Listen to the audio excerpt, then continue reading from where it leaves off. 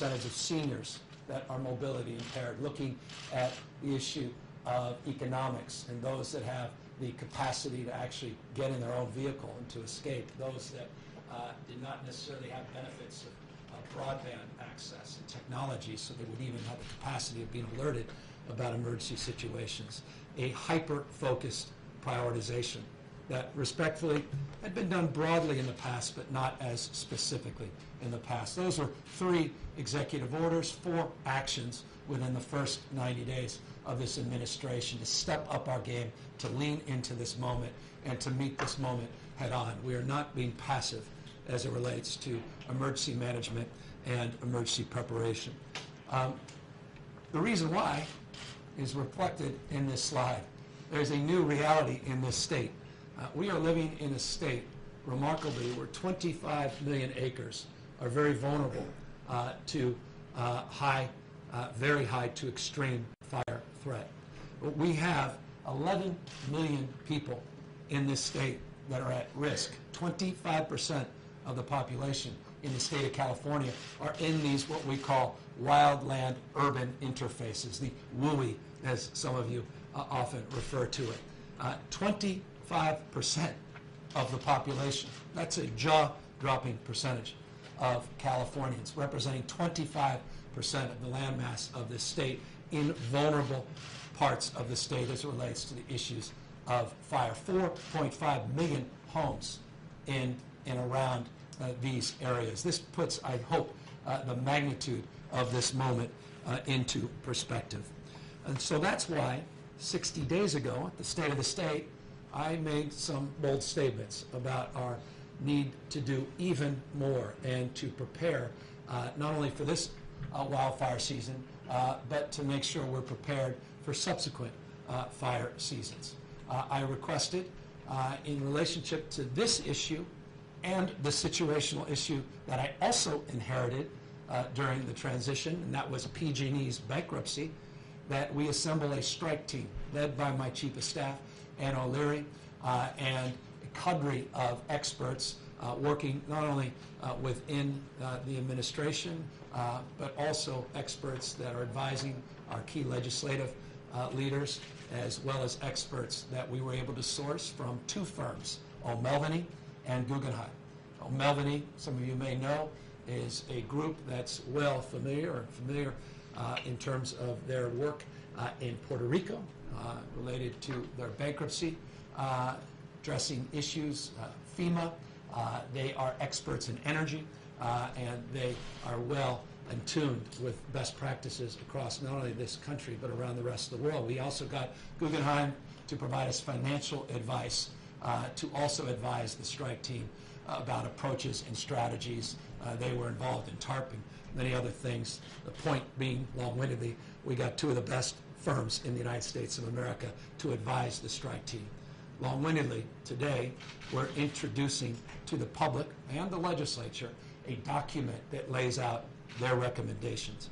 It's roughly a 60-page document that addresses not only prioritizing these issues related to upcoming fire season, but prioritizing a strategy to meet the moment as it relates to our utilities' role to make sure that they are securing our grid, hardening their resources, participating in a procurement strategy that can meet our long-term goals, our climate goals, and to make sure that they deliver affordable, reliable service to millions and millions of Californians. And so that's the purpose of this presentation. That's the purpose of this press conference, and that's the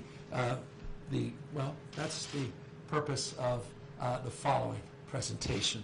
I look at this as an outline, as an educational exercise, as a series of priorities and principles that I think all of us in this state need to consider, reflect upon, and debate with a sense of urgency. I'll talk about next steps at the end of the presentation, but I want to focus on 5 critical areas, and I will do it as quickly as I can so I can get to why you came, which is, I imagine, to ask a few questions. Here are the 5 key actions. Number 1, as I was reflecting just a moment ago, we need to prevent and fight catastrophic wildfires. This should be our top priority in this state. I noted a moment ago the budget enhancements and investments, the $415.1 million for fire protection and forest health. 213.6 million of that was specific for fuels reduction. You'll see in that list a series of specific things that we have done in terms of pre-positioning and mutual aid, increasing our investment in equipment, including new money for operating 7 C-130s for suppression purposes, $109 million that was reflected in that budget for addressing, that's part of the 120, the old Huey helicopters being replaced with these new state-of-the-art helicopters that will be outfitted for suppression purposes. There are money for new engines, new firefighters. Many of them were pre-positioned already, incidentally, in and around the floods that we had up in Russian River. And it's a point of pride that there were no headlines related to the work they did, because unlike baseball, in politics, you don't get credit for saves. And I want to credit the extraordinary work of the men and women that are to my right, to your left, for the good work that they did in responding to the floods. It's an example of the kind of work we need to respond to wildfires in the future, and it goes to the details of what's in this budget. In addition to what you see on the screen, we're making investments into finally digitizing our 911 system, which is remarkable. It's still an analog system. We will be enhancing our alert systems. We will be enhancing our emergency notifications, focusing obviously on interoperability and working aggressively on new technologies. We just had a meeting on new satellite access that we have, which will be novel in terms of our approach on early detection this upcoming fire season. LiDAR systems, new data collection, new weather monitoring, new cameras that we're finally putting into these fire-prone areas for earlier detection, better fire modeling, in addition, again, to the suppression strategies, and in addition to the pre-positioning. That's a big part of this year's budget. We also want to culminate a lot of this work in a summit that will happen in early June. This summit, with intention, is in partnership with CSAC and the League of Cities, our counties and our cities. We are bringing, I know this is rote and cliched, and forgive me, the best and the brightest in the emergency space to present best practices, to present the work that's been done, the report that was requested by Mike McGuire, that's now made public on alert systems, opting in versus opting out, looking to standardize the different approaches by county and region and locality. We're bringing all of that to bear, bringing everyone around the table and doing something that, frankly, the state has not done, in at least, well, to my knowledge, in many, many years, in order, again, to advance and scale some of the solutions that we know exist but are localized and not evenly spread throughout the state. In addition, a big part of that summit is around evacuation planning. And I say evacuation planning because it's not lost on me the lives that were saved in the Camp Fire. As devastating as that Camp Fire was, had we not done the fuels and vegetation management and focus on defensible space, not around homes, but around evacuation corridors, there would have been no capacity for people in Camp in Paradise to evacuate towards Chico. Literally saved, arguably, hundreds of lives. These evacuation protocols also need to be a big part of the conversation. In addition, though, obviously, defensible spaces also includes hardening of homes. And in this report, we lay out a lot of specificity and detail about what we mean. That's hardening skylights, that's hardening garages, that's hardening vents, that's also making sure that we have the appropriate materials, roofing materials, and the like. McClatchy, if you're here, thank you. They did a wonderful piece yesterday around the Camp Fire, assessing this issue of home hardening. 51% of the homes that were built after 2008 related to the Camp Fire, 51% of them survived the fire. Just 18% of the homes that were built before 2008 survived the wildfire. Unfortunately, just 3% of the homes in Paradise were built after 2008, thus the destruction. but over half survived because of the building codes this state advanced in 2008. Those building codes saved not only property, but saved lives. The problem is what was pre-built is overwhelming. Arguably in the state, 95-ish% of the existing housing stock was pre-built. So you got to get it in a retrofit. That comes at a huge cost. We know that. I'm a former mayor of the city, well attuned to retrofitting issues of earthquake preparedness and safety. The costs of that are high. Obviously, the cost of fireproofing are also high, and so we lay out the need to identify appropriate funding and financing for home hardening as well. In addition, we took on the issue of deprioritizing. I'll say it. We've got to have this debate. Deprioritizing construction in these very high fire danger WUI zones. You have to have an honest conversation about this, and that requires, for me, some consideration for cities in their general plan to update their general plans to include the issue of fire safety, which is not uniformly done, and we think should be done in this state. Second issue, and I want to go quickly to these other issues, self-evident, climate change. I began with that. I'll end with that. And I'll continue to talk about this because we're passionate about it. It's part of the state's DNA. It's part of our pride, our proud past, extraordinary work the last two administrations have done on climate change. But we're leading not just this nation, we're leading the world. And we should, we must. In the absence of leadership nationally, which is self-evident, California is asserting itself. Here's why. Just look at that chart where we were in the 80s. This is the western United States. You look at that red, it reflects those wildfires. Here's climate change. Here's a world without climate change. Here's the world we're living in. There is no debate. I have no interest in engaging in the stale rhetoric of those that are in complete denial about the science. And if they need any evidence because they're intellectually incurious, come to California and we will reinforce the obvious. This is not an ideological endeavor. It's a very pragmatic one for Californians. In order for us, though, to do something about this, we need to achieve our audacious goals. And getting to 100% is audacious and, by the way, achievable. You see here, we've already achieved our 33% renewable goal for 2020. We achieved that in 2018. Number of you have written about that, 34%. By the way, if you include, this is for folks not familiar with California's rules and regulation as it relates to our RPS, if you include non-carbon sources, it's actually at 55% in 2018. That's if you include nuclear and hydro. That's remarkable. 55% of that energy is now being procured by non-carbon sources. But for the purposes of RPS, it is statutorily at 34%. It suggests, again, that California is delivering on this promise. The Green Real Deal is in the state of California. We don't need any legislative push because we are in the how business. We have been applying the principles of the Green New Deal for decades now. I don't know why people are so hyperbolic about the Green New Deal. And forgive me, Fox News, forgive me for even pointing you out. I watch on a nightly basis the punditry.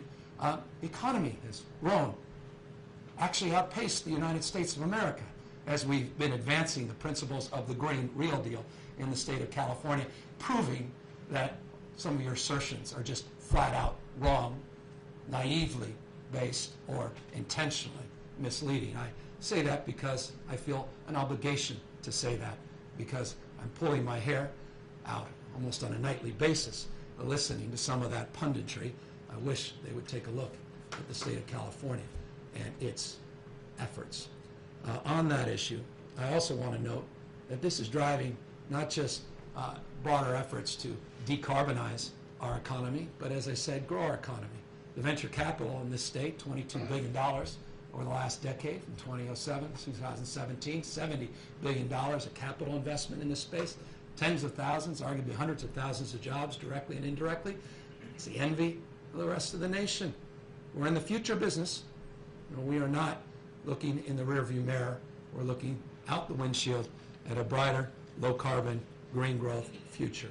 But we also are looking at the need to address the uncertainty of this future as it relates to the issues of procurement. And forgive me, I will end this section by talking about procurement, knowing full well how enthusiastic each and every one of you are.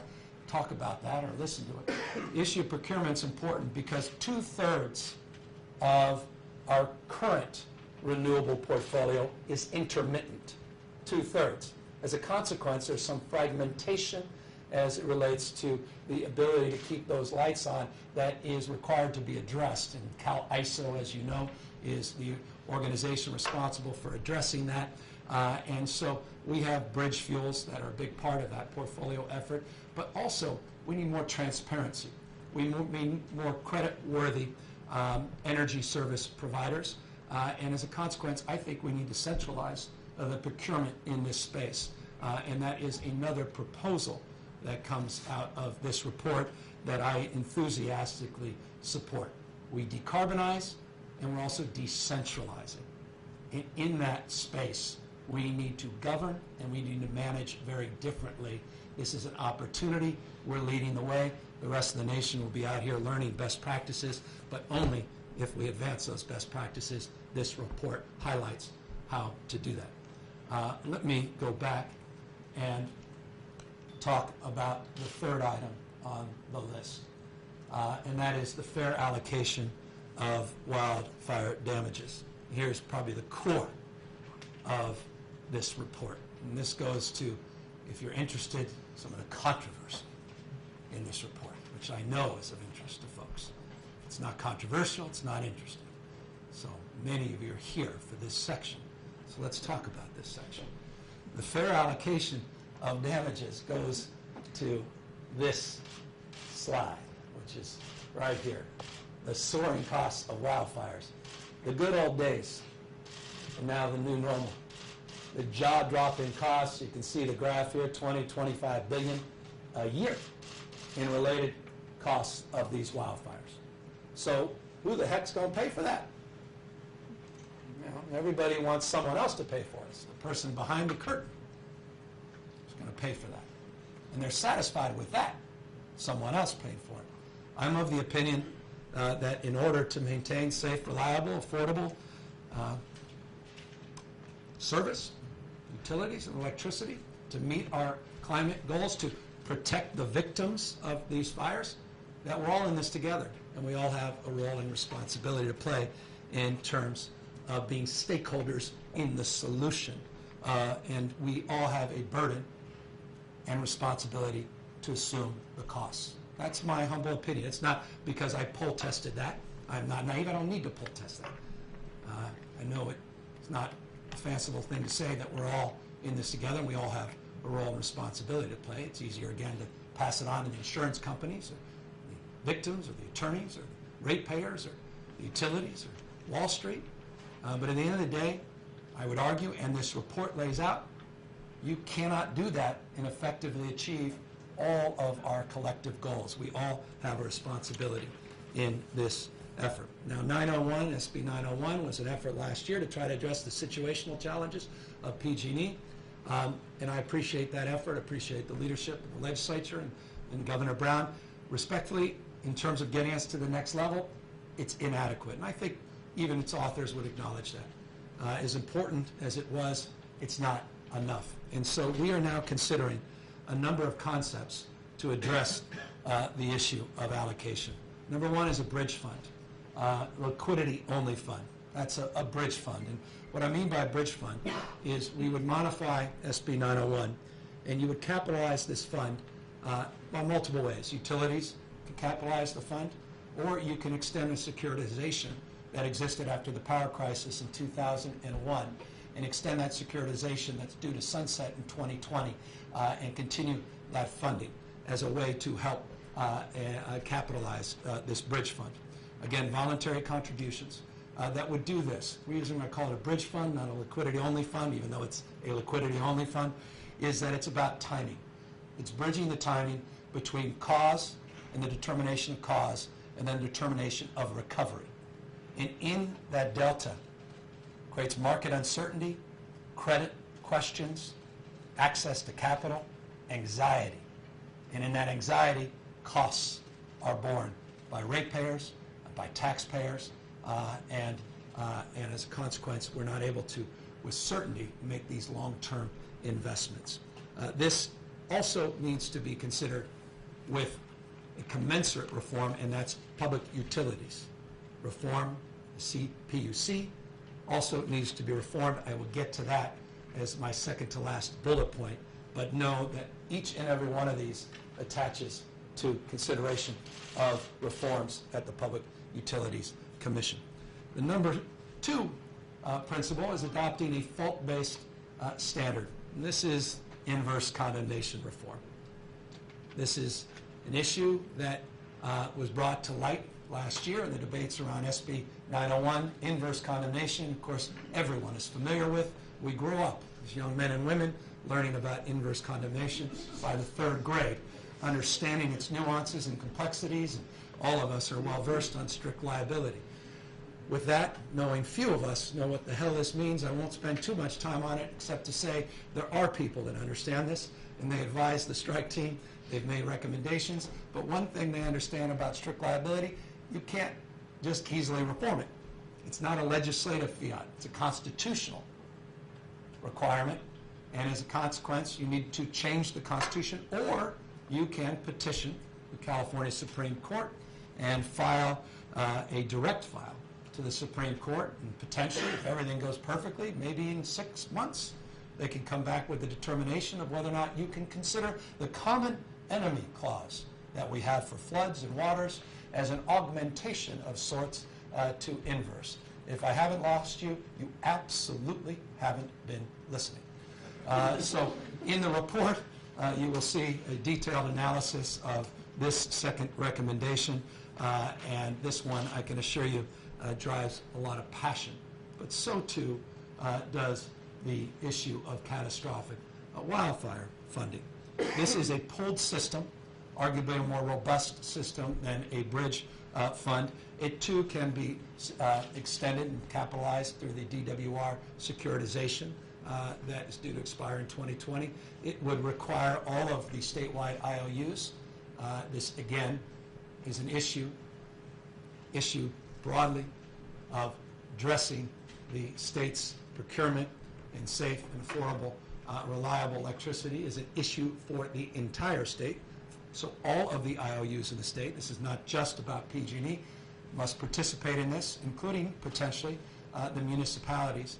The folks in the public power space can choose to join this effort. The issue is more complicated in this respect, more money, more complications. The insurers, the attorneys would have to consider participating, just shaving off a little bit in terms of their subrogation claims maybe, shaving off a little bit potentially on some of their remuneration on behalf of the victims. Everybody in this pool swims together in a larger pool, but as a consequence you have to pull more people along, and it requires a few bank shots in the vernacular of sports that would, I think, be a worthy solution, but also worthy of a deliberative process, because it would have to be arguably the most inclusive of solutions for key stakeholders. That represents, again, the three strategies for what we believe are appropriate concepts for the distribution of wildfire costs. Now let me just briefly go through the final 2 points, and I'll get you out of here within 30 minutes, or at least out of the presentation. That is reforming the PUC. It's just long overdue. With respect, it's not an indictment of any individuals. In fact, we have a current president of the PUC who's been leading the conversation and debate around reform, and I applaud him for that. And why? Well, for obvious reasons. You're living in an environment where we're procuring about 25% of our electricity resources outside of the large IOUs.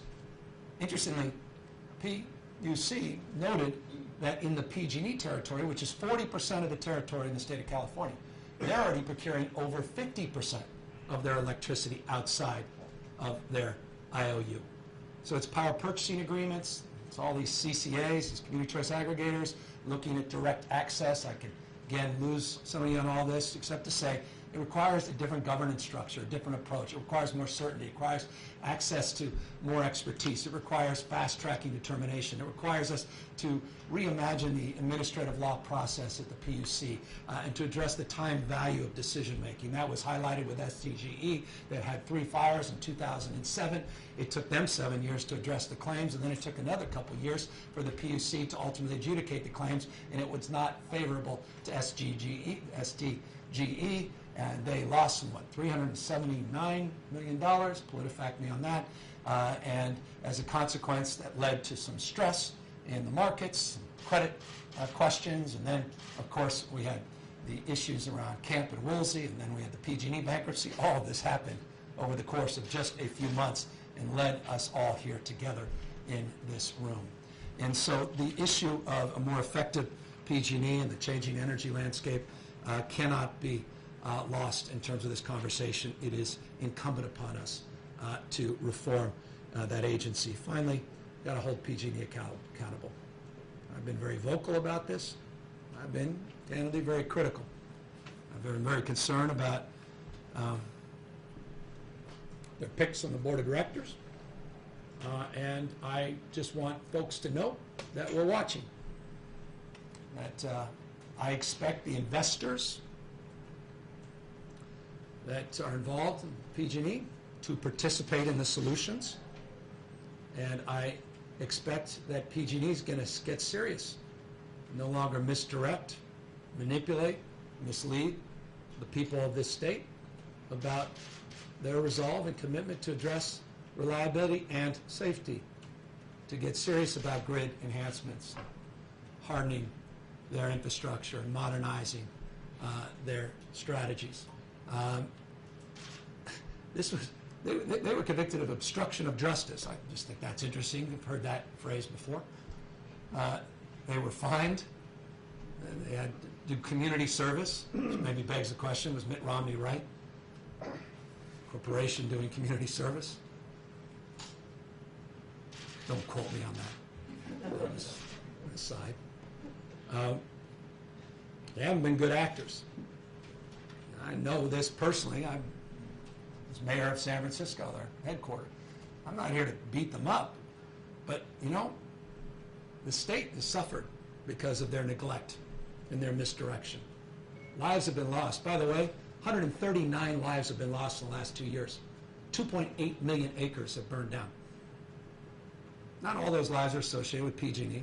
And by the way, not all of those lives and acres are associated with the utility. Remember, about 1 out of 10 fires is a utility fire. We had 9,000 fires in 2017, 7,600 in 2018. The percentage didn't change that were utility-based, but the acuity and magnitude of those utility-based fires did. That's the climate we're in. We're in a climate as well where PG&E is not vulnerable. They were downgraded to junk bond status. They went bankrupt. You have 2 other IOUs, because if you're in Southern California saying, wow, thank God we're not part of this conversation.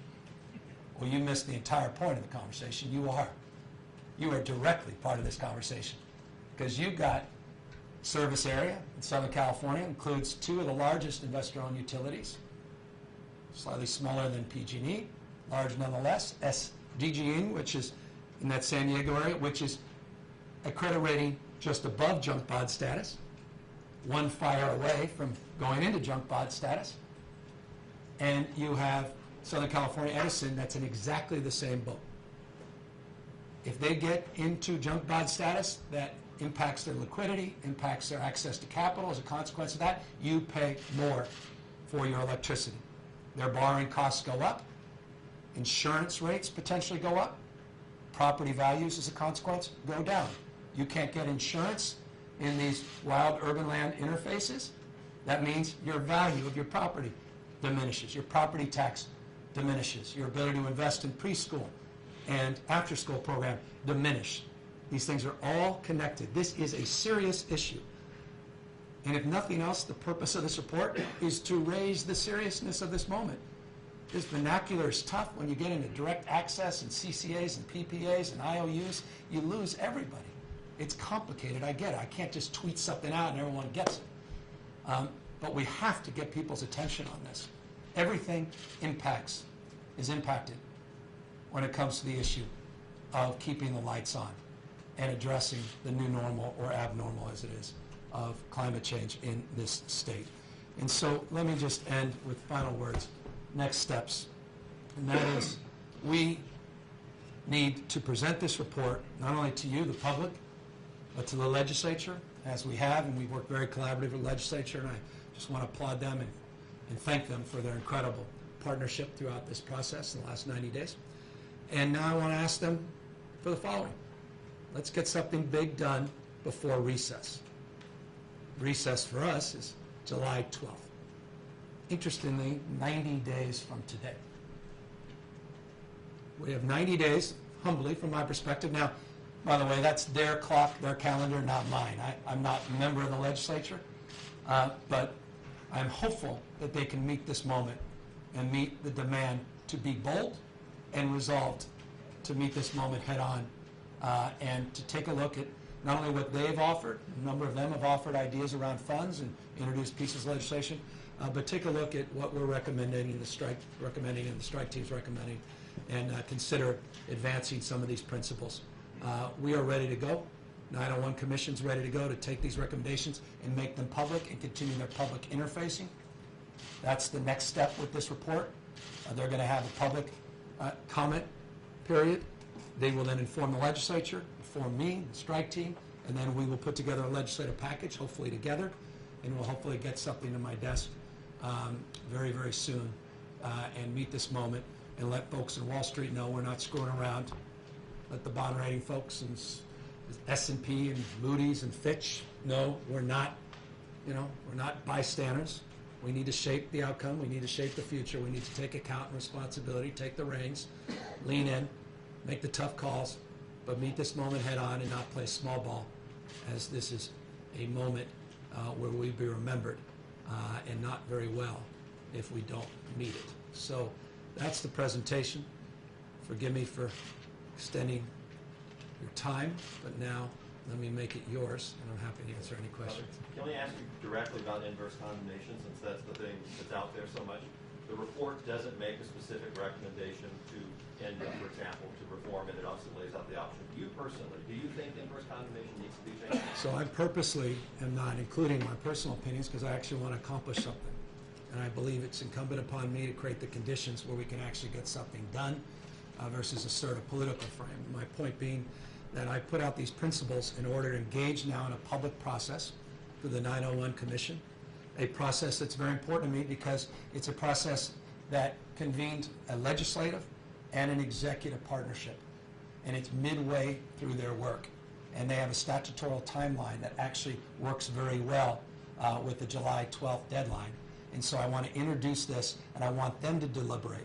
And I want to bring those stakeholders together because I recognize, as you recognize, and you wouldn't be asking this question without deep appreciation of the controversies associated with inverse in its reform, the nature of that controversy, and I want to assess all of that and see what's reasonable, what's doable, and see if we can meet them. Can I follow? Do you see the challenges on both sides? As you know, the utility companies say they can't afford it. The victims say it's a bailout and change inverse condemnation. Do you see truth on both of those sides? Again, you don't want to take a position, but you've been talking about it. Well, I've taken a position. I've laid out 3 principles. So by the way, there are all kinds of other positions, which is neglect. That's a decision. No decision's a decision. That's catastrophic. Neglect is not just bankruptcy potentially for these IOUs. It's liquidation. It is huge increases in electrical costs. There was an article this morning, yesterday, that showed potentially doubling of your electrical bills. We just walk away from this. That is a decision. That's not one that I'm willing to make. But I do want to frame this debate. I want to organize the debate around these 3 principles, and I want to advance that debate with a deep appreciation of the trade-offs and a recognition that if we're going to meet this moment, everybody has to participate. Everybody. Investors have to participate. Insurers have to participate. Attorneys have to participate. Taxpayers. All of us have to row in the same direction. One final point. I also recognize that we also need to meet the victims where they are, and that is to expeditiously move forward with settling these claims, because everything I just said is predicated on that. Until we do that, it's difficult to then assess what's the appropriate level of contribution that needs to be made by the utilities. And so that is, I think, perhaps the most urgent need as we move forward, so that we can then begin to substantiate the question. Governor, you talk about, as you were just talking about, wanting to get something big done in 90 days. What do you realistically think you could accomplish in 90 days? And then in 2 years, where do you hope to see the PUC and utilities? Well, we want to reform PUC. We're in the process of advancing a lot of those, and you'll see in the reports and the recommendations. And we're not rolling over that. By the way, a lot of the recommendations we're making in these reports they're already being actualized, meaning the strike team said you should do this, and I said yes, and we're already beginning the process of moving a lot of things along. As it relates to that issue, again, of fair allocation, this is the big legislative question. And it's going to require legislative consent, concurrence, and this is the area, in these areas I have a lot of executive oversight and capacity, and we're moving aggressively more than any other time in California's history. Combating climate change, those rules and regulations, I'm more proud than anybody. As Plato said, if there's any hope for the world, those were lanterns. We'll pass them on to others. There was a very bright lantern that was passed on to this administration from previous administrations. This is the issue that requires most of our time and attention in the next few weeks, working with the legislature and key stakeholders. And you know what? This is tough stuff. I mean, this is the sausage making. This is hundreds and hundreds of hours. This is weeks and weeks of serious deliberation, compromise, time, analysis. And so I don't know. I can't predict the future. But one thing I can predict, if we don't, again, try to manifest the ideals in this report, that future is not very bright. We're in real trouble right now as it relates to these utilities being vulnerable to bankruptcy and liquidation. This is a serious moment. And as I said, I'll remind you, it's not just about turning on your lights, it's not just about paying your electric bills. It's literally about the economy of the state. It's about our ability to attract business. It's about our environments, the air we breathe. What happened with these wildfires? I'm an environmentalist, but 2.8 million acres burned? I mean, that set us back on our low-carbon green growth goals. Millions and millions of carbon particles were spewing out of those fires, setting us back. I'm committed to the 40% reduction below 1990 levels by 2030. I'm committed to getting those 5 million electric vehicles out on the street by 2030 and continuing our electrification efforts. You can't do that without stable IOUs. And I will say, a final point on that, just forgive me for being a little more animated. Maybe it's just moving around that doesn't. PG&E also understand that we mean business as well. And their investors need to understand that loudly and clearly. They need to be part of this. That's why I sent that letter about the board. We need the capital. I'm not naive about that. I am, as I've said, a capitalist. But I'm about inclusive capitalism, which means I have the back of ratepayers, taxpayers. I care about my state, care about this country and what the state represents to the world. They have to be part of the solution. And if not, you'll see in the report, all options with PG&E are on the table. All options with PG&E are on the table. If they get in the way of doing the right thing, all options are on the table. Governor, isn't really a little late for more conversations? That's been dealing with this for at least a year, if not two. There hasn't been real action on it. I just got here, sir. Okay. Why not be more aggressive now that you have these, as opposed to more starting a conversation, taking more of that action at this point? Well, let me. Or take positions on which recommendations. You want me to go back on the presentation? I'll go back to the actions I took by executive order the first day I got into office. Second month I was in office. Third month I've been in office. I haven't even been here 100 days. How about on this report, though, actual your recommendations or what you want to see done other than... So this report lays out recommendations to do more and to continue the progress that we've made. So this report is not just about bullet point number 3. This report has 5 bullet points, and we've been very aggressive. And respectfully, I submit to you, having just served in office for a few weeks, that I was not prepared, and nor have I met anybody that was prepared to answer all of these questions in a few hours, or respectfully, even a few days.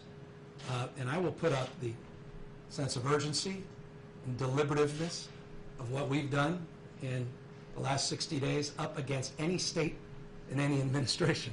So respectfully, I don't submit to that point of view. I think we are taking this moment seriously, and we are rising to the call. So. Governor, back to the sausage making for a second. When it comes to inverse condemnation, last year the legislature, looked at it and said, absolutely not. No way. Snacks it too much of a bailout. What makes you think that things are going to be different? I remember that conversation. It was about 20 minutes. I don't remember a lot of the public outreach. I don't remember a lot of public conversations around it. I remember you guys situationally during the holidays, there was some quick conversation. Governor Brown said he wanted to do it, and then, well, he's not doing it. Then there were some private conversations, and that was about it. This is a completely different process of inclusivity. We got some of the nation's leading experts on this. I don't think anyone talked about filing a writ with the Supreme Court or even understanding the nature of the enemy of the commons. I don't recall the enemy of the commons being debated in the legislature. I don't recall any deliberative process of focusing on fault-based reforms. I don't recall any of that. I was there, so I think it's a very different approach. I also think, respectfully, none of us understood the moment we would be in. 9/11 was a different world. Campfire, the aftermath of that is just now really coming to light. Woolsey just coming to light. There's a deeper appreciation. I don't know about you, but I wasn't aware of the debris removal costs of camp even a few weeks ago. Those dollars are coming in. The magnitude of this is jaw-dropping. It required the different conditions. I didn't expect, and respectfully on the inverse conversation, I don't know that anyone thought that Southern California Edison and Sempra as the mothership, let alone SDGE, would be one bond rating above junk status today. I don't imagine that we could have even conceived of a board like we have at PG&E today. Investors that said we're not going to participate in any of these funds. So it's a different world completely, and that's why this needs to be on the table. Governor, you emphatically said that all options are on the table, but to be clear, does that All 3 options. Does that include a government takeover of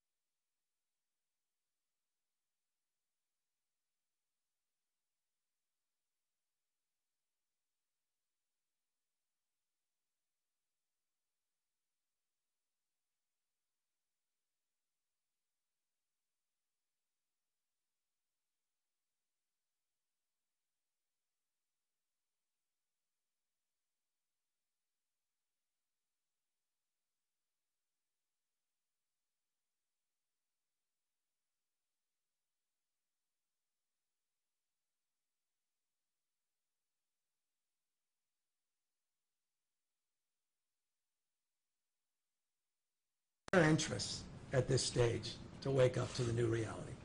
I got a new team. Let's see, maybe we're wrong. Maybe it's an enlightened board, and it's the right board, and it's going to meet the moment. Maybe the new president is the right person. He's going to meet the moment. He's, by the way, he's privately said the right things to us. He really did. I mean, it was almost too good. Said all the right things. Maybe you'll follow through on it. Maybe you'll. So got to give these folks a chance. They do the right thing. Then this is all going to be made a lot easier. If they don't, all options are on the table. And we have a lot of options. The PUC, as you note, Judge Alsop, my gosh. I mean, if there's anyone, I hope I never get in trouble go in front of Alsop, as you suggest. So, and Alsop's just winding up. He's in the first or second inning. We're just winding up. Picker's just winding up. We come on. This game's not over, and there are a lot of moves, and we want to work with them. We need access to capital. We need stable investment-grade utilities and IOUs. I believe in that. I believe in that for all the reasons that I stated there earlier, and so I'm a little more confident than you. Should somebody from PG&E go to jail? Come on. That's above my pay grade at this stage. That's being adjudicated by, let me say this. I just came back from El Salvador. Politicians often determine that. I don't know that that's the best approach to justice. I think the judicial system independently should assess those facts than politicians. Like thinking about the virtuous cycle nature, of all these issues, how do you think the rating agencies are going to receive this report? And do you think that like the July 12th deadline is fast enough to stave off a downgrade? Well, to be determined. I think that my personal opinion is the rating agencies should receive this very favorably. We said we were going to do something in 60 days. We did it. The day I took the oath of office, I said I was going to step up our efforts on fire suppression and start holding utilities accountable to reforms, and we're starting to see fruits of that. I'm now specifically stating a deadline that I think is achievable before recess.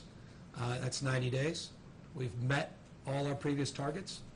We mean business.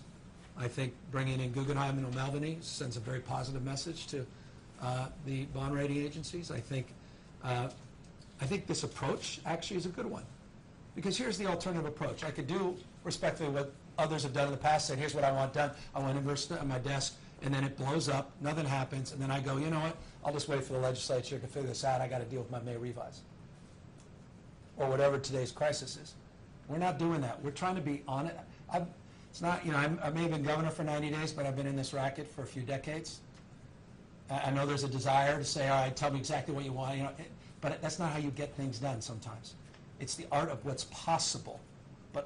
And so what I'm doing is I'm taking all this noise and then I'm bringing it down and distilling it to its essence. That's what a principle is, the essence.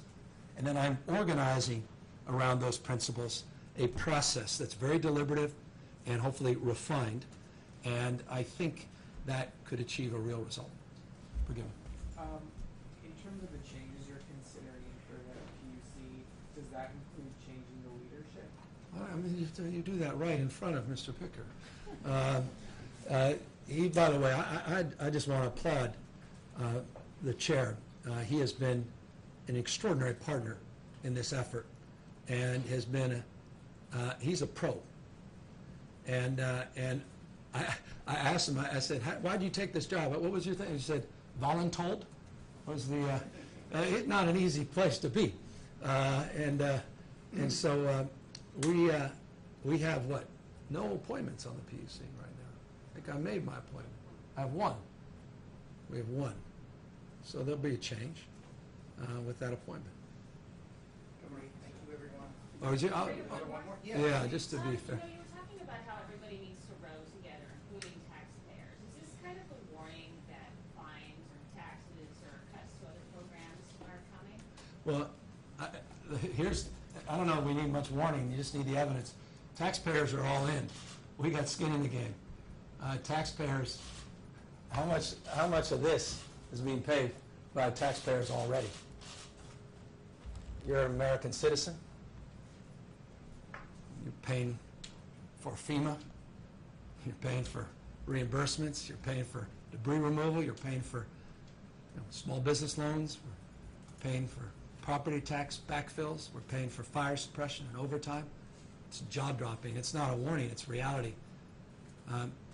After 2001, when we started securitizing through the Department of Water Resources, the costs associated with the power crisis, ratepayers had to pay. I mean, we're already in this. I could sugarcoat it, and this is where politics and policy, this is, the art of misdirection, I get, is so much easier, and no one's held to account. I'm not as good at that, some others, so we gotta own this moment. And as governor, I think it's on me. But I can't do it alone without the legislature, and I'm trying to meet that moment, take responsibility, and try to balance a lot of perspectives. And change is hard. Dogs don't bark at parked cars. There's going to be a lot of barking in the next 90 days. Just to clarify, Governor, earlier you said that you didn't want to. House Speaker Nancy Pelosi responds to plans the Trump administration had to send immigrant detainees to sanctuary cities. Plus, the governor's plan to prevent deadly